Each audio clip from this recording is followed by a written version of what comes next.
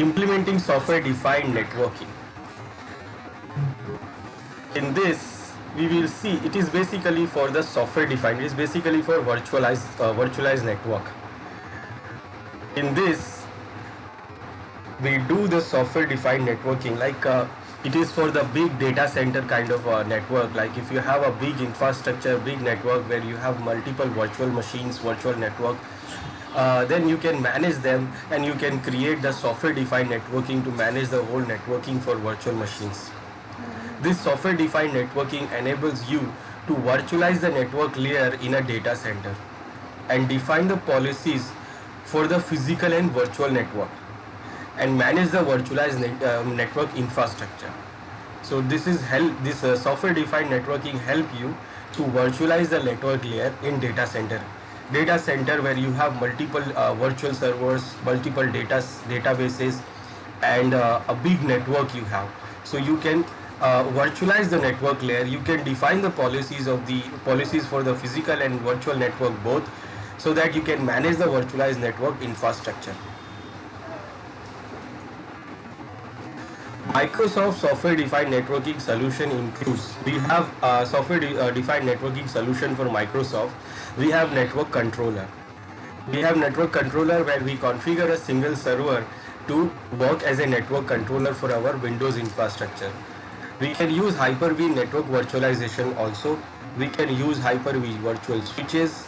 We can use routing and remote access multi-tenant gateway.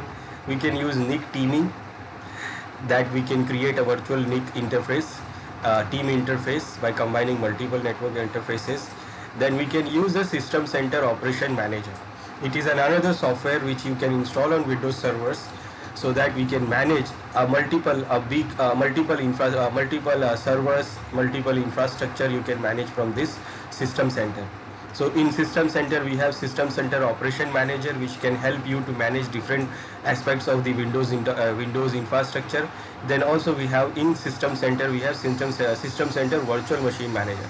It is to manage the whole virtualized environment of our Microsoft. Then we can use Windows Server Gateway also.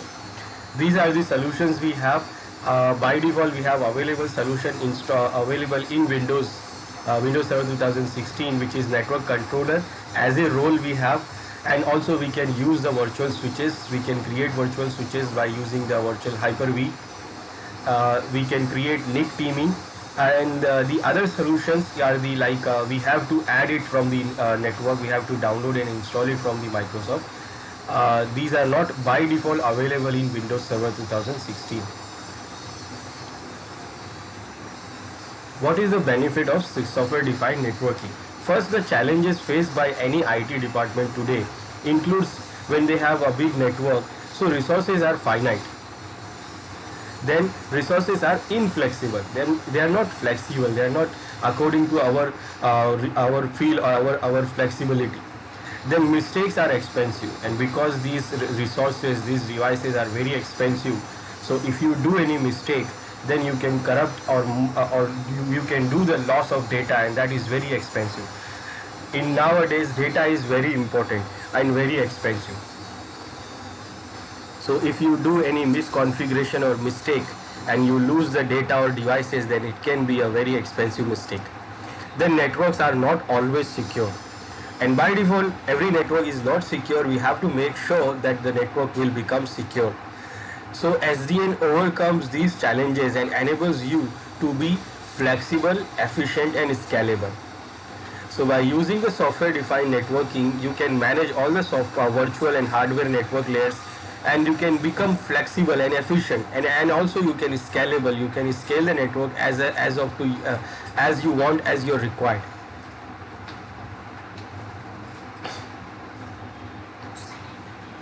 Now, planning for software-defined networking.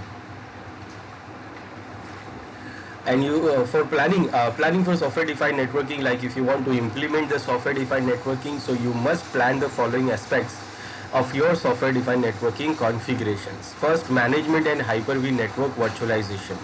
So you have to make sure that you have a management and Hyper-V network virtualization provider logical network. Then you have to logical networks for gateways, another software load balancer. Then you have to be available logical network required for RDMA based storage. This is for the storage. Then routing infrastructure you have to be aware, and the default gateways you have to be make sure the gateways you know all about the gateways devices. Then also network hardwares you required. So all of these things you have to require before you're trying to plan, you're planning to configure or implement the software defined networking. And planning for software defined networking, so this is what the layer structure we can say it is defined for software defined networking, where you can see here where we have multiple hosts like host 1, host 2, host 3, host 4, where we have created the virtualized network, where we have multiple virtual machines created on them like tenant, we can call them tenants, group of virtual machines. In that layer we have the virtual machines tenant.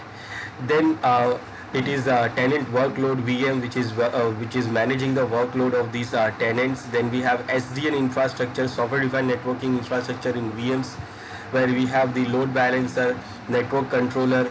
We have these network controllers here in this layer. Then we have the host virtual NICs. Now these are the host virtual network interface cards, which is connecting the virtual machines to the real network. And here we have the SDN enabled virtual switches. These virtual switches, we have management VLAN, which is used to manage the network. It is a separate VLAN we create on switches. Then we have the HNV VLAN. Then we have the transit VLANs. So these layer consist of the virtual LANs, and then here again we have the physical NICs, physical network interface cards, which we have done the teaming.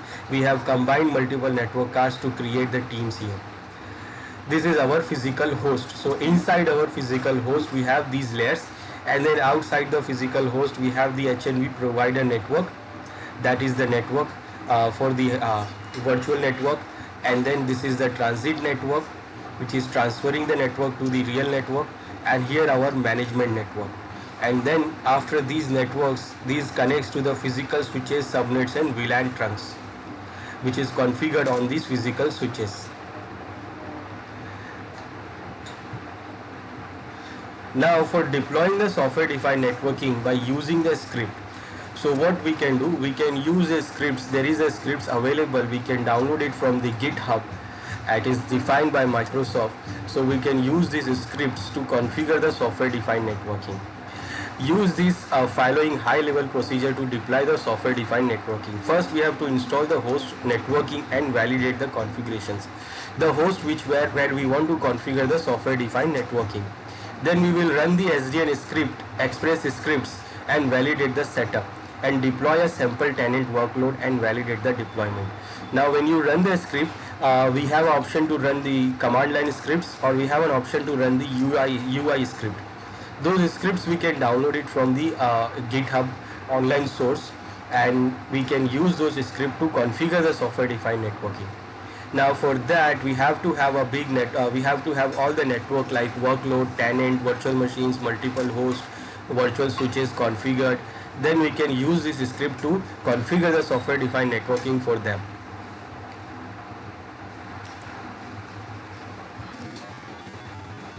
For configuring, for deploying, we should prepare the host first. First we install the host and validate the configuration of the host, and then we can run download these SDN Express scripts, and we can run these scripts.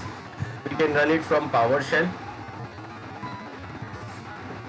So I have also downloaded the script from the GitHub. Microsoft has given the link here. You can search it for the link, or I will show you where you will get the link. So if you run this command SDN Express GitHub, you search on Google, so you can get the script from here. You can get it from here. You can go to this link, first link,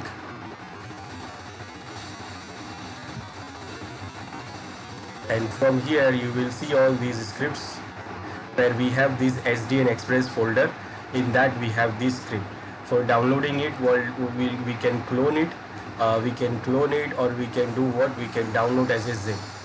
And after downloading it, what we do, we use this, we copy this SDN Express folder wherever we want to configure, or in which host we want to configure the SDN. We want to deploy the SDN, software defined networking. So we copy this folder on the C drive there, share the folder, and then what, execute these scripts. Under this SDN Express folder, you copy this on the C drive directly. Under this you have a script directory, and under the script directory you have these scripts. You have these scripts, and these are the modules, command modules for the PowerShell. So if you want to run this UI command, so you have to import the module. For importing the module, you will run the command import module name, and I will say SDN Express module, and it will load the module. What I have missed the command. I have imported this module, and also I will import this module. So it will import the commands which we use to configure the SDN. And if you want to do it for graphically, so what we will do, we will run the SDN Express command. This command, this SDN Express UI command, this command you get after you import this command module. Now when you execute this, it will open this wizard, and this wizard will help you to configure your SDN, deploy your SDN. It says welcome to the SDN Express deployment wizard. You can do it for the command line also, you can do it from commands. So you have imported all these command modules for that, or you can do what, you can do it from this graphical script. But it says for additional information on any of these steps, click the docs link below, and before you can complete the wizard, you must perform some prerequisites configuration steps in your network. So you have to do all these things. You have to make sure that you have configured or available these things. Then for physical switch configuration examples, you can see this. So we have to make sure the configuration of physical switches are also right, and also we have to get these informations also. Like first, allocate a block of site IP addresses from your management subnet for each network controller, and nodes and gateway VM to be created. So you have to first create, you have to allocate the block of static IP addresses from your management subnet. Management subnet, that means the subnet which you are using to manage your network. From there you have to allocate some static IP addresses for each network controllers you are configuring, and then MUX and gateway VMs and to be created, and then allocate a subnet and VLAN for Hyper-V network virtualization provider address, that is HNVPA. And then this is the virtual interface we create when we install the Hyper-V. So it creates the virtual interface for the virtual switches. So it is called Hyper-V. This is the Hyper-V network virtualization provider address. You have to provide the address on that interface, that is provider address. Then allocate a set of subnets for private IP, VIP, public VIPs, virtual IPs and public virtual IPs, and then GRE is a protocol to do the routing. Do not configure these on a VLAN, instead enable them to be virtualized by SDN through BGP. So you have to configure the BGP also, border gateway protocol, configure the HNVP provider address networks routers for BGP within 16-bit ASN for the ASN number, autonomous number, and then for the router and one of the SDN. SDN should peer with the loopback address for each routers. Then we have to configure the physical switches. If you don't know, then you can go on to get these files from here. In addition, you will need to have the following things ready: a set of Hyper-V host configured with the virtual switches, the host which we want to configure the network, then a virtual hard disk containing Windows Server 2016 or 19 data center edition, and an active directory domain to join and credential with the domain join permissions. So this virtual hard disk, that means the virtual machine we create 2016 or 2019, this is going to be our virtual gateway for the SDN. Then domain credential with DNS updated with the host administrative privileges. Now when you have all these things ready, then you can go on to press next, and then it is asking for the virtual machine hard disk, path, prefix name, domain name, username, password, and local admin password also. And then I have not those things, so I will not able to go next.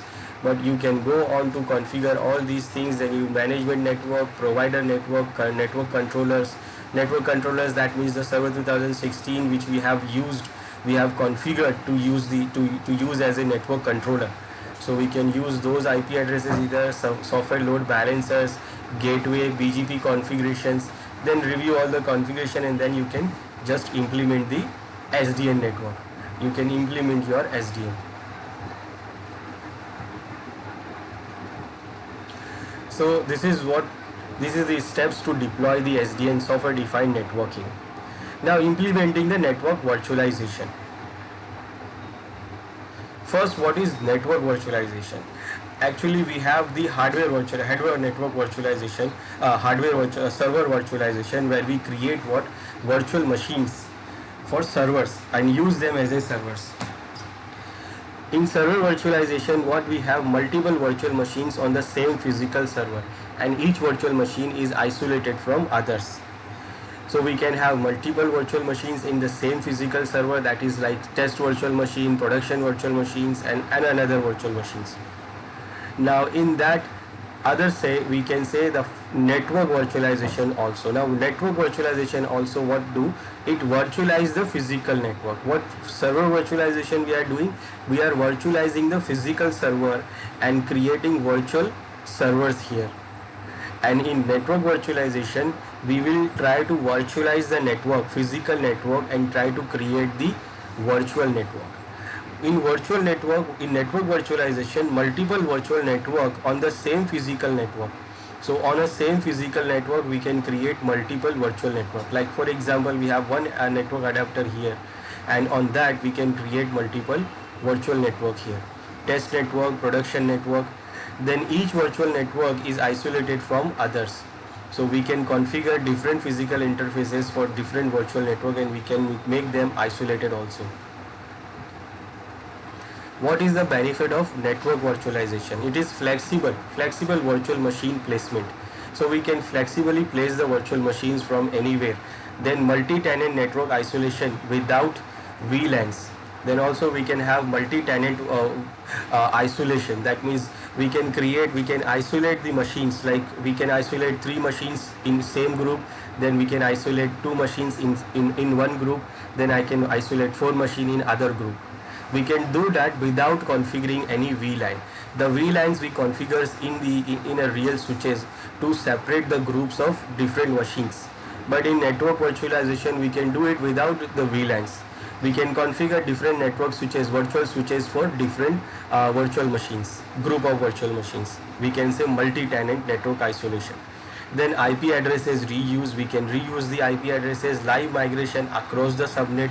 We can do the live migration from one subnet to other subnet also. Capability with the existing network infrastructure. Compatibility with existing network infrastructure also. Transparent moving of virtual machines to a shared infrastructure as a service cloud. Then support for resource metering. Configuration by using the Windows PowerShell or by using the System Center Virtual Machine Manager. So we can configure this, we can manage this from Windows PowerShell commands, or we can use graphical tool which is available with System Center Virtual Machine Manager. So for example, we have a generic root encapsulation, this GRE. Now this GRE do what? It actually convert the private address, this P address, this is a provider address, to customer address. Now what is this customer and provider address? So the customer address is actually placed based on the virtual machine configuration. The customer address, that means the address which we configured on the virtual machine. So when we install the virtual machine and we configure the network on that virtual machine, so we configure that network IP on that virtual machine. That IP we will call as a customer address. Then those IPs, those virtual interfaces are like when we configure the virtual machine, we add the virtual adapter.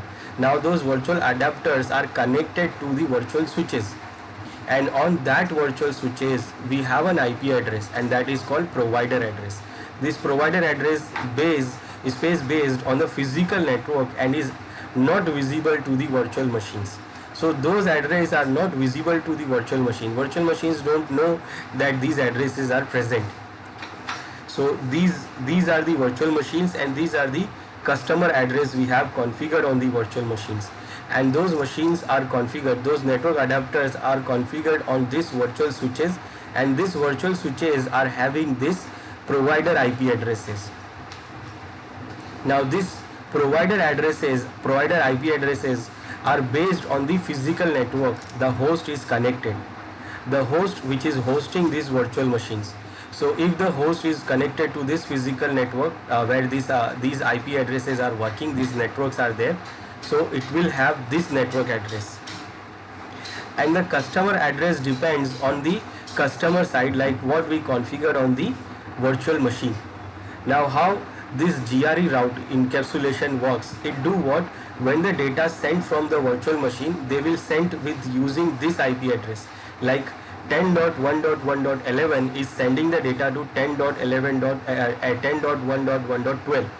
So virtual machines don't know that what is the physical network, what network physically working. That 12.1 is here in this site. This host is having this IP address. So it is sending the network from here, it is sending the data, this host, this is 10.1.1.11 is sending the data to 10.1.1.11 1.1.12, which is configured in other host. This is in another host, this is in another host. Now what happened, this machine sends the data to that IP, it will send the data to the next IP, that is what, the customer IP, but the data goes to the virtual switch. Now virtual switch knows that this is the physical network, so it will do what, it will encapsulate the data and add this customer provider IP, the provider IP address on it, so that it can go through the physical network, because on physical network this IP address is working. 192.168.2.0 network is working here. It is not working this 10.11.11.10.1.1.0 network is not working here. So it will encapsulate the data, and that is what generic root encapsulation. It encapsulates the data which is coming from this 10.range IP address from the customer address of virtual machine, and it will encapsulate with the physical IP address available on the physical network, and then it will send the data to the other server will accept it, and then in that, when it opens this on the virtual switch level, when it opens it, then it sees that this is the data is having this IP address, the data is coming from 10.1.1.11, and the data is need to go to 10.1.1.12, that is the customer address. So it will provide the data to that virtual machine. So in virtualized network we are using these IP addresses, which is customer IP addresses, and in the physical network where these host, the physical host which is hosting these virtual machines connected are the different network, and these are managed by this generic root encapsulation protocol. Now what are the network virtualization policies? Policies we define to manage the network, virtualized network. So define the customer address and the customer address and provider address mapping. We define the policy how we can map the customer address and provider address. So specify the Hyper-V server on which the virtual machines are running. We can specify the Hyper-V server on which the virtual machines are running. Hyper-V implements the policies by translating incoming and outgoing packets. Then if a virtual machine is moved, so policies are modified, but the virtual machine configuration stays the same. So when we move the virtual machine from one cloud to other cloud, so virtual machine will not change anything inside. They will not change the password. They will not change the IP addresses inside. We will change the policies outside in the provider address. Now these policies we can configure through the System Center Virtual Machine Manager.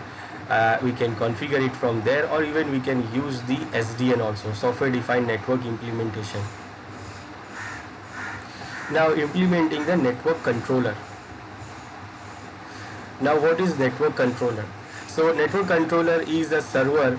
We can configure a Windows Server 2016 as a network controller, which can help, which can do what, which can use to control the network of these virtual machines. So we have some physical top rack switch, we have these servers available, these hosts, these Hyper-V servers where it is creating these virtual machines, where we have Hyper-V switches, we have the physical switches, we have the routers. So all those things we can manage these physical and virtual layers through this network controller. This is the server which can do what? It can control the network, and we can manage this network controller from the virtual machine, the System Center Virtual Machine Manager. We can connect this network controller through the management tool, that is we can use the Windows System Center Virtual Machine Manager, or even we can use a third-party tools also to connect and manage the network controller. But first we have to configure the network controller, we have to install the network controller role on this server, and then we have to configure the network controller by using the PowerShell commands.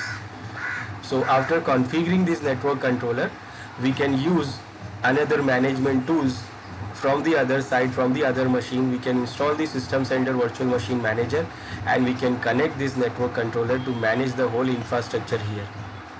And also we can connect this network controller to SDN also, Software Defined Networking also, so that we can manage the whole infrastructure of this Windows virtualized network from this through this network controller from Software Defined Networking deployment. Now requirement for deploying the network controller. You can deploy the network controller only to the Windows Server 2016 Data Center Edition.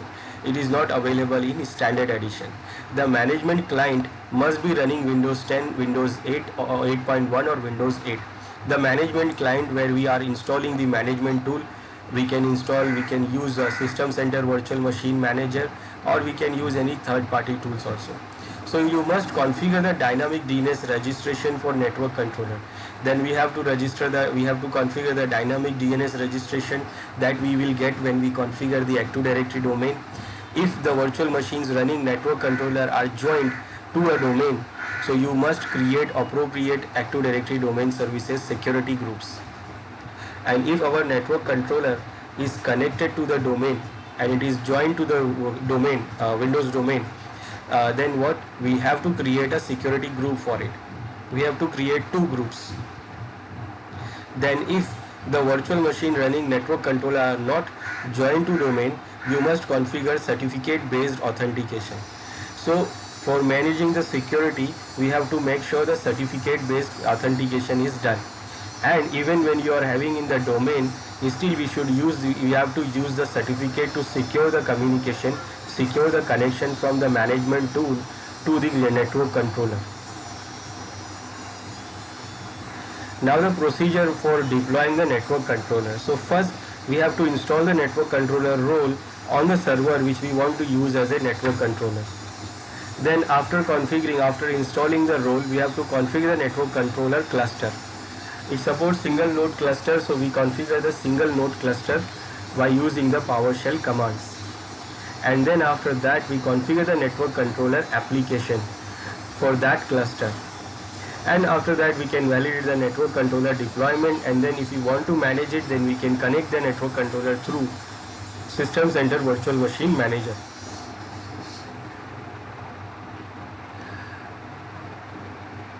Then in data center firewall, that means in network controller we have these northbound interface, we have southbound interface, we have distributed firewall manager.